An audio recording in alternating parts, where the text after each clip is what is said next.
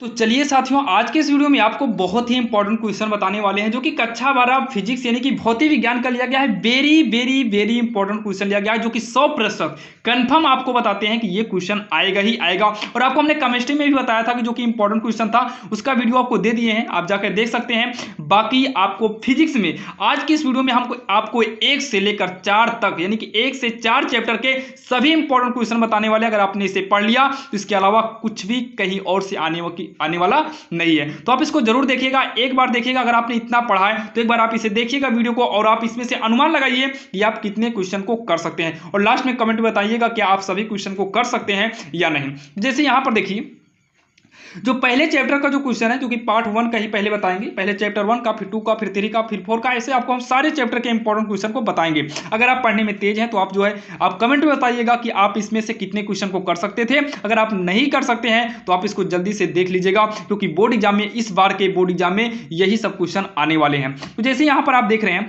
एक समान वैद्युत क्षेत्र में स्थित वैद्युत द्विध्रुव पर लगने वाले बल युग्म के आघूर्ण का व्यंजक प्राप्त कीजिए, इसका मात्रक भी लिखिए। तो ध्यान दीजिएगा, आपको जो है ये वाला स्थिर वैद्युत द्विध्रुव वाला जो आपका क्वेश्चन है, ये पहले ही चैप्टर का इंपॉर्टेंट क्वेश्चन है। आप इसे पढ़ लीजिएगा, क्योंकि बोर्ड में यहां से क्वेश्चन 100% उठाया जाता है। और ध्यान दीजिएगा, कभी कभी जो है विकल्प में मात्रक पूछ लेता है, तो आप मात्रक को भी जो है पढ़ते चलिएगा। इसका जो फार्मूला होता है ये आपको लिख दिए हैं, और आपको हर जगह सभी का फार्मूला लिख देंगे, आप इसको लिख लीजिएगा ताकि आपको कोई भी प्रॉब्लम ना हो।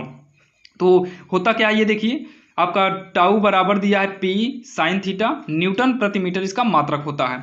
अब दूसरा नंबर जो आने वाला है, वैद्युत द्विध्रुव आघूर्ण की परिभाषा। वैद्युत द्विध्रुव आघूर्ण की परिभाषा, ये देखिए ई बराबर, आप इसकी परिभाषा को तैयार कर लीजिएगा। इसका जो स्ट्रक्चर होता है यानी कि फार्मूला होता है, ई बराबर 1/4 पाई एफ साइलेंट 0 के 2p/r³। मात्रक क्या होगा? न्यूटन प्रति कूलाम होगा, जो कि इससे आपको सवालें भी पूछी जाती है। तो ध्यान देना, ये काफी इंपॉर्टेंट है।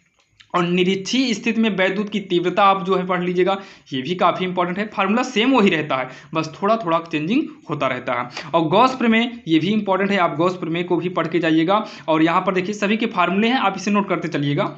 स्थिर वैद्युत के गॉस प्रमेय को लिखिए, इसका गणितीय व्यंजक कीजिए, जो कि फाई ई बराबर Q/F साइलेंट नॉट 0 है। ये भी काफी इंपॉर्टेंट क्वेश्चन है, आप इसे पढ़कर जरूर जाइएगा। अगर आपको बोर्ड में केवल स्थिर वैद्युतिक कहीं मिलता है तो आप इसे लिख दीजिएगा। कहीं गॉस मिलता है, गॉस प्रमेय अगर मान लो ये वाला आपने तैयार किया और गॉस यहां मिल गया, तो आप इसी वाली परिभाषा को यहां पर भी कर सकते हैं। लेकिन स्ट्रक्चर को भैया आप अच्छे से तैयार रखिएगा, ताकि एग्जामिनर आपको पूरा का पूरा नंबर दे सके।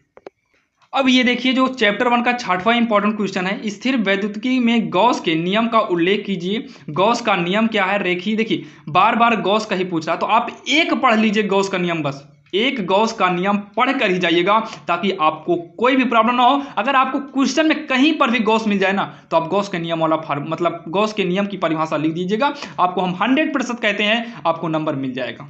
रेखीय आवेश के बारे में पढ़ लीजिएगा, घनत्व से क्या तात्पर्य है। और ये जो फार्मूला लिखा है V बराबर √ में 2qEx यम है, रूट के अंदर है, ये वाला फार्मूला आप देख लीजिएगा। इससे संबंधित आप एक सवाल लगा लीजिएगा, बाकी हम जो है आपको करा देंगे। बाकी आप वीडियो मिले आपको या ना मिले, इससे बढ़िया है कि आप जो है कॉपी में मिलाकर ये वाला क्वेश्चन कर लीजिएगा।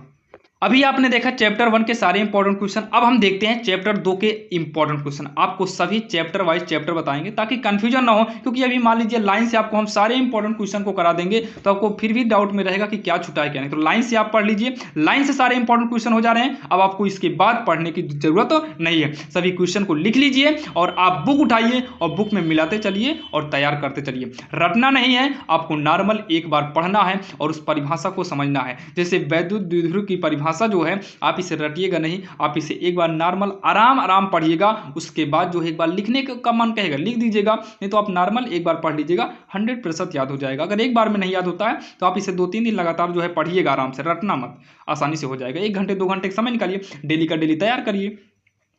अच्छी स्थिति में किसी बिंदु पर वैद्युत विभव का सूत्र स्थापित कीजिए। ये वाला इंपॉर्टेंट है, इसका फार्मूला आपको यहाँ पर लिख दिए हैं। वैद्युत द्विध्रुव की परिभाषा लिखिए, इसके लिए व्यंजन प्राप्त कीजिए, जो कि ये वाला फार्मूला है। तो वैद्युत विभव और वैद्युत द्विध्रुव दोनों अलग है, यहाँ पर वैद्युत द्विध्रुव ही है, लेकिन आघूर्ण से आप क्या समझते हैं, निरक्षीय स्थिति में वैद्युत द्विध्रुव आघूर्ण का व्यंजक यानी कि V बराबर 0 कैसे हुआ है, ये आपको जो है डेरिवेशन यानी कि रचना करना पड़ेगा पूरा का पूरा। सिद्ध कीजिए, ये तो भैया सिद्ध कीजिए से ही पता चल जा रहा है कि ये 5 नंबर वाला क्वेश्चन है। सिद्ध कीजिए कि आवेशित चालक की स्थितिज ऊर्जा U बराबर 1/2 CV² होता है, जहां C चालक की धारिता तथा उसका विभव है। इस वाला भी आप क्वेश्चन पढ़ लीजिएगा, इस तरीके का भी क्वेश्चन बोर्ड में कई बार पूछा गया है। समांतर प्लेट जो संधारित्र वाला है, आप संधारित्र वाला पढ़िएगा, धारिता संबंधित सभी सूत्र को तैयार रखना, क्योंकि धारिता वाले से जो है आपका एक सवाल भी पूछी जाती है। C बराबर क्या होता है, Q/V, C बराबर K/0 A/D।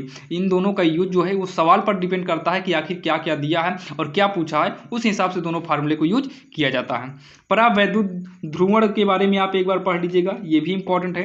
किसी गोलीय संधारित्र की धारिता के लिए व्यंजक का सूत्र, संधारित्र की धारिता, तो ये वाला आपको जो है परिभाषा लिखने को आता है, जो कि 5 नंबर का आता है, आप इसे पढ़ लीजिएगा। और ध्यान दीजिएगा, आपको कहीं पर भी संधारित्र की धारिता मिलेगा तो आप यही वाला परिभाषा वहां पर भी लिख दीजिएगा। अब इसी में से क्वेश्चन आपका 1, 2 और 5 नंबर भी बनाया जाता है। तो आपको 1 नंबर पूछेगा, थोड़ा बहुत लिखना, 5 नंबर पूछेगा और बड़ा लिख देना है।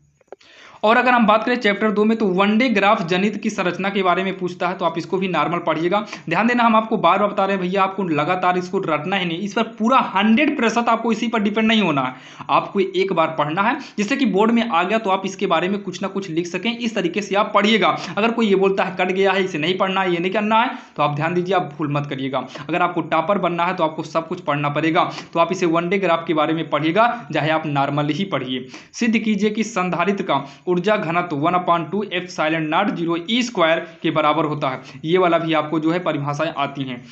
दो आवेशित चालकों को तार द्वारा जोड़ने पर ऊर्जा में हानि का सूत्र जो होता है, हानि वाला जो सूत्र होता है C1 C2/2 ब्रैकेट में C1 + C2, अब इनटू में साइड में है V1 - V2 का होल स्क्वायर, ये वाला भी आप पढ़िएगा।